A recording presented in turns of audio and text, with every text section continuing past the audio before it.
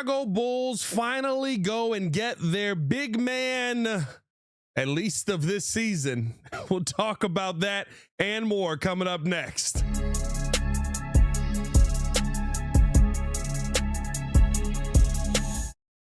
Appreciate y'all for tuning in and showing love. As always, please hit that like button. Please subscribe to the page. You do talk Chicago sports daily on this channel. Only channel talk Chicago sports, how Chicago talks. So make sure that you get in tune with us, man. Listen, Chicago Bulls go out and I guess add to a trade that had already been done. So Dieng, who was routed to the Chicago Bulls, now heading to the Milwaukee Bucks. And the Chicago Bulls go out and add Nick Richards to the team. Now, Nick Richards is fine, right? I know a lot of people are going to look at this in the totality of how the trade deadline went, but let's not do that. Let's look at Nick Richards for the player that he is. 28-year-old big man, 6'11", 245 pounds, a legitimate big man for the team. One that I think can be really good at running the floor and helping this Bulls team go out there and actually be able to create in a little bit of pick and roll. The one thing about Nick Richards that you can say, especially in a little bit more of a starting role, is he was a solid defender in the paint. He was somebody who could send shots away, averaged over a block a game in his time in Charlotte and in Phoenix, but did a lot more actually being able to stand down there and deter defenders from coming down there, that reach, that wingspan, and different things like that. He has been somebody who is been in and out of the lineup. I would say probably has spent more of his time in his career as a backup to other guys that have come in, but in his time as a starter, he's been fine as well. 9.7 points, had about 8 rebounds per game. Last year in Phoenix, he was 9.5 points, 8.6 rebounds per game. Not going to be a double-double machine for you, but is going to be a guy who can go out there and actually get the job done on the floor. And now I'm kind of intrigued to see, okay, what does this guy look like next to Josh Giddey? I'm not sitting here telling you that this is going to be a perfect situation for the Chicago Bulls. I'm not sitting here telling you this is going to be an elite situation for the Chicago Bulls. I am telling you that at a minimum, you do have a big man on your team. That's pretty much the best that I can do for you at this point. Let me know how you guys feel in the comments below. What are your thoughts on the Chicago Bulls going out and signing Nick Richards? Do you think that this is a good move for the team, or do you feel like, it is what it is? Glad that you finally did something at that position, but realistically speaking, it is not going to help this team moving forward. Now, here's the part at a minimum that I do like, right? If you are somebody who is in the tank community, or you are somebody who feels like the Chicago Bulls need to reset this thing, you may get that result no matter what. You may be in a situation now where the Bulls are actually going out there, and because of them not making legitimately good moves at the deadline, you may feel like, hey, this is a situation where you're going to lose more than you're not. That's fine. You know what I mean? That's kind of just where this thing is at this point. I don't think this is a great situation for the Bulls to be in moving forward, and I think it's going to be a little bit of a struggle for them to go out there and win games. That's going to help your draft positioning. I think that this is a move. This free agency has signaled one of two things. You're taking a massive swing. One, you feel like Josh Giddey is your star of the future. Two, I'm going to tell you this right now. You're banking a lot on Jaden Ivey being a really, really good player, and you better hope that he's able to come out there and give you that level of production. I think that that's kind of what this all comes down to at the end of the day. This is not, the move that is going to put the Bulls in this dominant spot finishing out this year. This is not the move that is going to get the Chicago Bulls to the playoffs. That's going to keep them out of the play-in.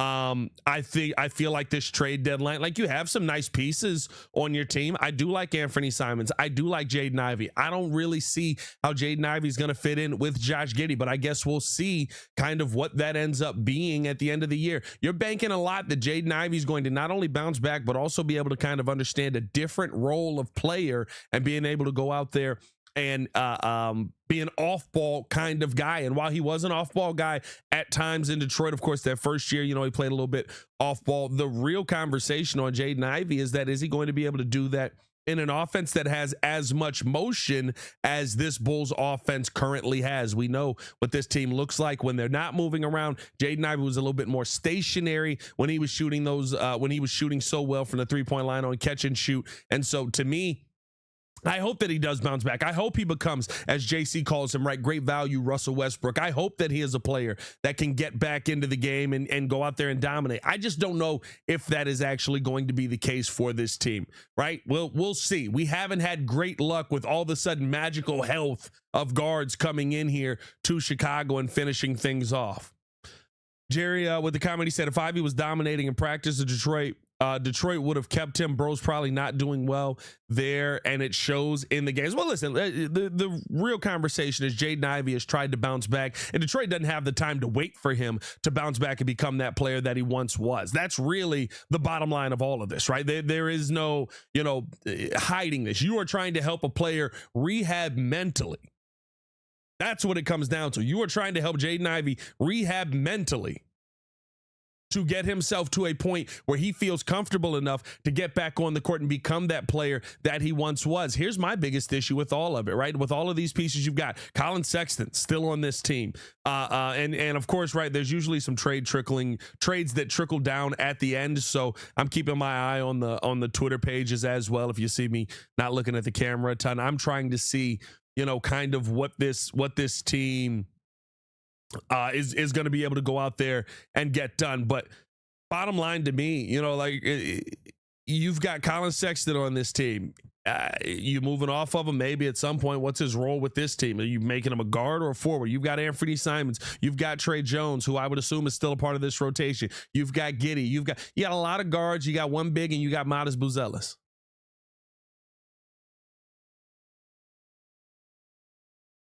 Like it started off so well for you. If you could have found a way to get somebody that you feel like I feel like you went out and you got another Julian Phillips, right? A little bit better on the interior, but not a player that you're going to hate, not a player that you're going to love, a player that you're going to go, nah, look, he's solid.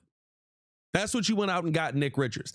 Is that enough to evaluate what guards you want to keep on your team? I stand by what I said earlier. You don't have a team. You have a collection of bodies. You don't have a team right now. You have a collection of players that I guess in a sense you look at and say, at least now it looks more like a basketball team. But if one or two of these guys go down, which we've seen this season, Zach Collins banged up, he might be shut down for the year. Jalen Smith has been in and out of the lineup because of different nagging injuries that he's dealt with this year. Guys get hurt running up and down the floor. Second you lose that, you're in a tough situation moving forward. You're quickly into P. Will and Modest Buzelis playing small ball 5. So evaluating this trade deadline as a whole, I guess I'll give AK a solid C-. You moved off of former players. You added some talent to the team. In theory, I don't think that you changed too much. I think you just added different versions of guys you already have. Nick Richards, to me, is a very similar player to what Jalen Smith is. You went out and got Jaden Ivey, and maybe there's more upside if he's healthy. How many times have we said that about Kobe White? Anthony Simons is a solid 6-man off of the bench, a 6-man of the year candidate, right? I think that that's going to be really nice for the Bulls to have off of the bench. Bottom line is you had a guy like that already on the team, and I would assume, and I would say Anthony Simons maybe a little bit better of an offensive player, but yeah, you had that guy. You had that kind of player on your team. It just feels like you swapped names for the same names.